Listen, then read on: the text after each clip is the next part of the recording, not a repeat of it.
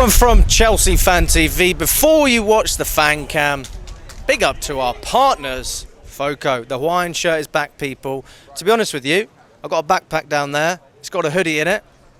I thought I might have to use it. That's why I got the jeans. But the sun is out, the Foco is out, the Hawaiian shirts are here. And look, they're not going anywhere. There's a link down below. There's a QR code as well. Click the link, scan the QR code, use the discount code cfctvyt for 15% off. Have a great day. Hello everyone from Chelsea Fan TV. My name is Alex. I'm outside Stamford Bridge after a 1-1 draw against Crystal Palace in the Premier League. Charlie, mate, very mixed reactions. Some people are very angry and disappointed. Other people are just a little bit more laid back. It's not bad, it's bad. I mean, where do you stand? Disappointed, of course, mate. You know, you shouldn't be dropping points in games like this. You really shouldn't. And it's a cliche, isn't it? It was a classic game of two halves today. First half, I thought we played some really good stuff. The only negative thing was the fact we didn't get more goals. Second half, it's like we'd had a Pochettino team talk at half time, and we come out, and it wasn't good enough, mate. It wasn't good enough. Palace grew into the game. We dropped dramatically in terms of our performance levels, and they did a job on us, mate. They made it really hard for us to break them down, and we simply couldn't break them down. Jackson had a couple of opportunities which he should have done better with, and yet another game, mate. I don't want to come outside this ground every single week and say another game where we should have signed a striker, but I'm sorry, it was criminal not to sign a striker this window, mate. It really was, and that's another example today. Jackson's going to be good for us, but to rely on him to be the main man again, mate, it's too much pressure on him. Too much pressure on him whilst his finishing still not all that. And he did score. Yeah, he did score and he done well, but mate, he had two gilt-edge opportunities in that second half. And I'm sorry, if you've got someone with a bit more about him, if it was a Tony or something, I don't care who it was, we need to bring someone in. It's another example of that, mate. So I think we've really fucked it by not doing that. So I'm disappointed today, of course I am, because whenever you drop points to teams at home, it's not great. And look, there were some positives to take, but once again, mate, sloppy defending as well. Couldn't clear a set piece. Eze's got loads of time on the edge of the box and just curls one in. Who's at fault for that goal? Because I haven't seen the replay. Oh, I don't know who's at fault. We're just not clearing our lines properly. We're just not clearing our lines properly, not getting out to him quick enough. You know, standard basic defending, which we're not doing, mate. You know, that's the reality. You know, just not good enough from a defensive standpoint. You know, I've said to you loads of times, mate. I remember outside Wolves, the attack's not going to bail us out every week. Didn't bail us out against Servette. Didn't bail us out today either. If you can't keep clean sheets, you're going to really struggle to win matches because teams are going to make it difficult for us. They're going to make it difficult for us to break them down. And this is not a Chelsea problem this season. This is going back a number of seasons. So this is the thing. There's the argument of, oh, we should have scored 2 more goals. There's also the argument that actually could have comfortably won this game 1-0. Yeah, well, exactly, mate. It's not just scoring more goals. It's also, you know, we've got to start keeping clean sheets. We have to. We're not doing it, mate. So I don't think we defended that badly today, but in a key moment, mate, we let ourselves down with our defending. Again, simple, not clearing our lines properly, and you get punished at this level. What's your take on the difference in the first half compared to the second half? Because it was quite drastic. It was a big drop-off, mate. It really was a big drop-off. I was surprised because, you know, the first half was good. You know, that first goal was a brilliant team goal. You know, that was like Maresca ball in full flow. But, you know, there was another number of opportunities in that first half to kill the game off. And how many times have we said that over the last few seasons? When we're in the ascendancy, we didn't kill the game off, and it's come back to bite us in the arse. And we're here again with the exact same conversation. Yeah. I mean, what can we do differently though, Charlie? I mean, take the finishing out of it. Take the way we concede. I mean, do you think we played well, or do you think the performance wasn't good?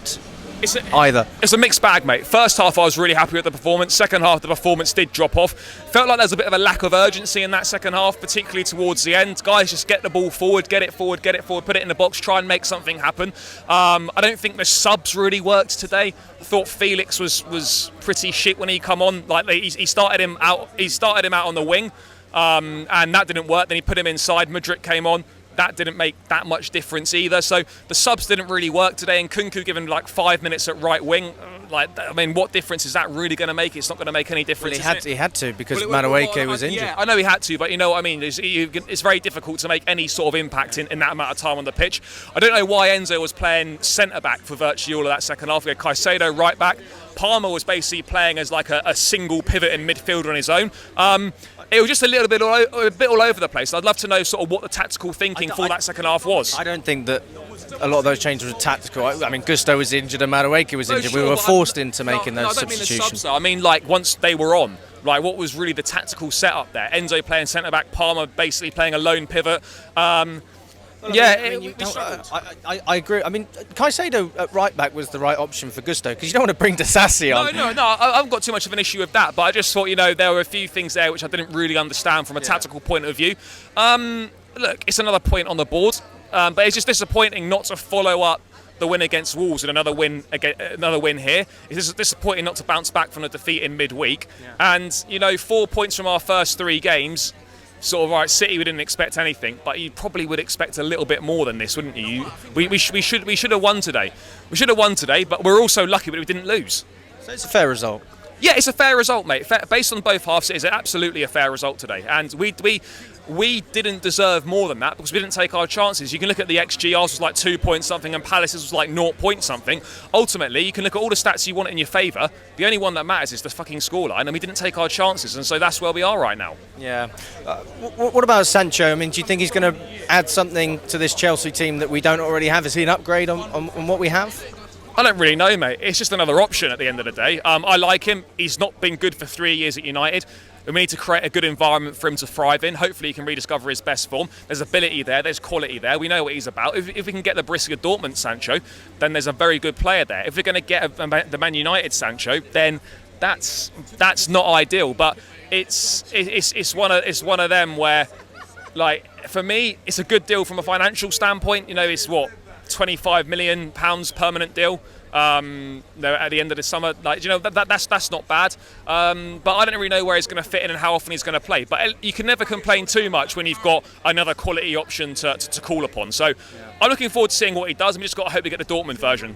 Yeah, I don't see how Mudryk gets minutes if Sancho comes in, because I think that Felix was a direct improvement on Mudryk, and I think that it's the same with Sancho, so it's going to be difficult for him to get minutes, but ultimately, I mean, that's how it should be. Yeah, mate, it's a team game at the end of the day. We could be playing 70, 80 games this season. Remember, we've got the Club World Cup next summer. Obviously, if we go far in the Conference League and whatnot, there's a lot of games, injuries, suspensions. We're going to need a big squad, and you know what we're like now. We the slightest little something to anyone, they're left out for a game. So we are going to need those options, but yeah, I would have rather we signed a striker than bring Sancho in. But you know what it is? The window's shut now. There's no point going over it. But this is what we've got, and we've got to work with it, and we've got to improve on it. What about the back line? I mean, do you think that's set now, providing Gusto's not, out for forever? Do you think that back line of him, Cucurella on the left, and Cole and Fofana, is that what we're going to stick to? I think so, mate. Yeah, I think you've got to give it a bit more time. How many games are you giving it? 3 Premier League games? You've got to give it more than that. We need some continuity there. We need to build it. You've got to give it at least 10, 12 games. If it still looks a bit shaky, still a bit shit, then maybe you look at making a switch there. But we need some continuity in the team. You've got to build a spine. And the team selection was right today. Make one change from Wolves. Neto coming in for Mudryk. I don't think Neto was that great today, in all honesty. I don't really think we got in the ball enough. A lot of it was going down Madueke's side. But yeah, there's room for improvement, mate. This wasn't awful, but it very much, you come away from this feeling disappointed because we should have done so much better. Yeah. What's your predictions going into the season? Transfer window's over. Can't sign any players. Where can you see this team going? Between 4th and 6th, mate. If we can sort our defending out, then the top 4's there for the taking. If we continue to defend how we've defended for last season and the start of this season, then it's more likely to be a 5th or 6th place for me. So it's going to depend on what we do from a defensive standpoint. So I'm looking forward to seeing us getting better defensively, mate. So going forward, I think we're okay. We will score goals. We could have done with someone more clinical in front of goal, but it is what it is. So for me, top 4, providing we improve defensively. Otherwise, it's going to be sort of 5th or 6th, I feel.